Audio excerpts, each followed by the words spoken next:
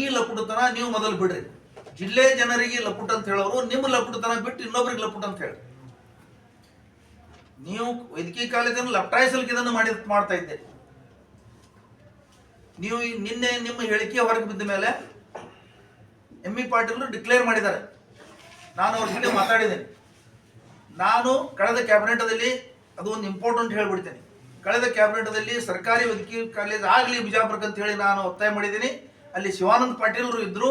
ಶಿವಾನಂದ ಪಾಟೀಲ್ರು ನಾವಿಬ್ರು ಸರ್ಕಾರದ ಮೇಲೆ ಒತ್ತಡ ತಂದಿದ್ದೀವಿ. ಯಾವುದೇ ಅಡೆತಡೆ ಇಲ್ಲ, ವೈದ್ಯಕೀಯ ಕಾಲೇಜ್ ಆಗೇ ಆಗ್ತದೆ ಅಂತ ಹೇಳಿ ಅವ್ರು ನಿನ್ನೆ ಹೇಳಿದ್ದಾರೆ. ನಂದು ವೈದ್ಯಕೀಯ ಕಾಲೇಜ್, ಸರ್ಕಾರಿ ವೈದ್ಯಕೀಯ ಕಾಲೇಜಿಗೆ ಸಂಪೂರ್ಣ ಬೆಂಬಲ ಇದೆ ಅಂತ ಎಂ.ಬಿ. ಪಾಟೀಲ್ ಹೇಳಿದ್ದಾರೆ. ಅದರೊಳಗೇನು ಯಾವುದೂ ಸಂಶಯ ಇಲ್ಲ. ನಿನ್ನೆ ನಮ್ಮ ಜಿಲ್ಲಾ ಕಾಂಗ್ರೆಸ್ ಅಧ್ಯಕ್ಷರು ಸಹಿತ ನಮ್ಮ ಪಕ್ಷದ ವತಿಯಿಂದ ನಾವು ಮುಖ್ಯಮಂತ್ರಿಗಳ ಹತ್ರ ನಿಯೋಗ ಹೋಗ್ತೀವಿ, ನಾವು ಸರ್ಕಾರಿ ವೈದ್ಯಕೀಯ ಕಾಲೇಜಿಗೆ ಪ್ರಯತ್ನ ಮಾಡ್ತೀವಿ ಅಂತ ಹೇಳಿದ್ದಾರೆ. ಇದು ನಮ್ಮ ಪಕ್ಷ ಯಾವಾಗಲೂ ಬಿಜಾಪುರ ಜಿಲ್ಲೆ ಕಾಂಗ್ರೆಸ್ ಪಕ್ಷ ಸರ್ಕಾರಿ ವೈದ್ಯಕೀಯ ಕಾಲೇಜಿದೆ, ಸಪೋರ್ಟ್ ಇದೆ ಅಂತ ಇವತ್ತು ನಾ ಹೇಳ್ತೇನೆ. ಗೌಡ ಪಾಟೀಲ್ ಯತ್ನಾಳ್ ಅವರು MLA ಇದ್ರು. 8 ವರ್ಷಗಳ ಕಾಲ ಕರ್ನಾಟಕದಲ್ಲಿ ಬಿಜೆಪಿ ಆಡಳಿತಿತ್ತು. ನಾನು ವಿಧಾನಸಭೆಯಲ್ಲಿ ಹೇಳಿನಿ ಅಂತ ಹೇಳ್ತಾರೆ ಇವರು. ಮತ್ತೆ ಯಾಕೆ ಆಗ್ಲಿಲ್ಲ? ಸುಧಾಕರ್ ಅವರು ಆರೋಗ್ಯ ಮಂತ್ರಿಯಾಗಿ ದೊಡ್ಡಬಳ್ಳಾಪುರ ತಗೊಂಡು ಹೋದ್ರು. ಶಿವಾನಂದ ಪಾಟೀಲ್ ಯಾಕೆ ತರಕ್ ಆಗೋದಿಲ್ಲ ಅಂತ ಇವ್ರು ಕೇಳ್ತಾರೆ. ಶಿವಾನಂದ ಪಾಟೀಲ್ ಮಂತ್ರಿ ಇದ್ದದ್ದು 14 ತಿಂಗಳು, ಕೇವಲ 14 ತಿಂಗಳು.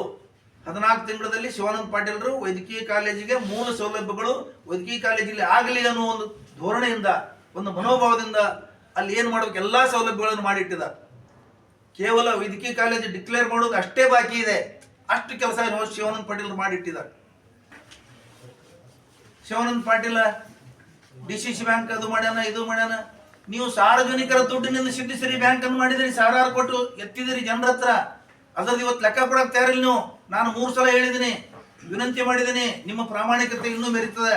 ಯಾಕಂದ್ರೆ ನೀವು ಎಲ್ಲರೂ ಭ್ರಷ್ಟರು ನಿಮ್ಮ ದೃಷ್ಟಿಯೊಳಗ. ನೀವು ಒಬ್ಬರೇ ಸತ್ಯ ಹರಿಶ್ಚಂದ್ರನ ಇದ್ರೊಳಗಿಂದ ಬಿದ್ದ್ಬಿಟ್ರಿ ಉದರದಿಂದ.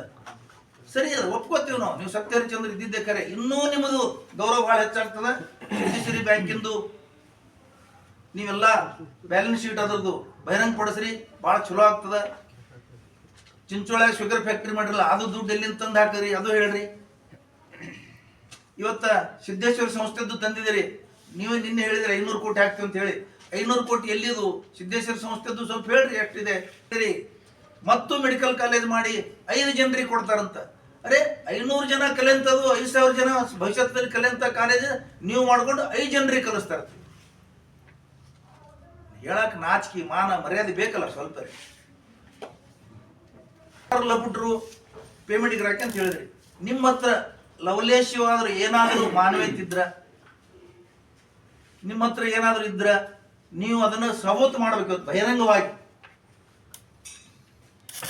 ನೀವು ಅವ್ರ ಪೇಮೆಂಟ್ ಗಿರಾಕಿಗಳು ಅವ್ರ ಮನೆಗೆ ಹೋಗಿ ಪೇಮೆಂಟ್ ತರ್ತಾರ.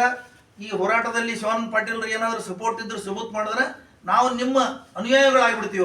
ಅವತ್ತು ಇದನ್ನೂ ಹೇಳ್ಬಿಡ್ತೀನಿ. ಯಾಕಂತ ಕೇಳಿದ್ರೆ 84ಗಳ ದಿವಸದ ಹೋರಾಟ ನಾನು ನೋಡಿದ್ದೇನೆ. ಅವ್ರು ಯಾವ ನಾಯಕರ ಮನೆಗೆ ಹೋಗಿನೂ ಒಂದು 100 ರೂಪಾಯಿ 10 ರೂಪಾಯಿ ಕೇಳಿಲ್ಲ. ಇದು ಬಹಳ ಇವತ್ತಿನ ಆ ಹೋರಾಟಗಾರನ ಇವತ್ತು ಶ್ಲಾಘನೆ ಮಾಡ್ಬೇಕಾಗ್ತದೆ. ನಾನು ಇವತ್ತು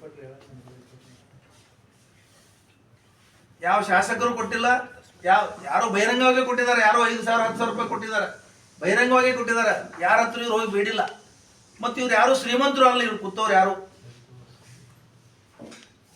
ಇವ್ರ ಮನೆಗಳೇ ಹ್ಯಾಂಗ ನಡೀತಾವೋ ಆ ದೇವರಿಗೆ ಗೊತ್ತಾ. ಆದ್ರೂ ಬಂದು ಇಲ್ಲಿ ಕೂತಿದ್ದಾರೆ. ನಾ ಇವತ್ತು ಅವ್ರಿಗೆ ಹೊಗಳೋದು ಅವ್ರಿಂದ ಏನು ಸರ್ಟಿಫಿಕೇಟ್ ನನಗೆ ಅವಶ್ಯಕತೆ ಇಲ್ಲ. ನಾನು ನೋಡಿದ್ದದ. ಇಂಥ ಜನರಿಗೆ ನೀವು ಈ ತರ ಮಾತಾಡಿದ್ರೆ ಮುಂದೆ ಹೋರಾಟಗಾರರು ತಮ್ಮ ಆತ್ಮಸ್ಥೈರ್ಯವನ್ನು ಕುಂದಿಸ್ಕೋಬೇಕಾಗ್ತದೆ. ನಿಮ್ಮಂಥವ್ರ ಮಾತು ಕೇಳಿ ಆ ಥರ ಆಗಬಾರ್ದು. ಇವತ್ತ ಇಡೀ ಜಿಲ್ಲೆ ಜನ ಹೋರಾಟಗಾರ ಹೋರಾಟದ ಹಿಂದಿದ್ದಾರೆ. ಇಡೀ ಜಿಲ್ಲೆ ಜನರಿಗೆ ವೈದ್ಯಕೀಯ ಕಾಲೇಜ್ ಆಗಲಿ ಅಂತ ಒಂದು ಭಾವನೆ ಇದೆ. ಸರ್ಕಾರವು ಇವತ್ತ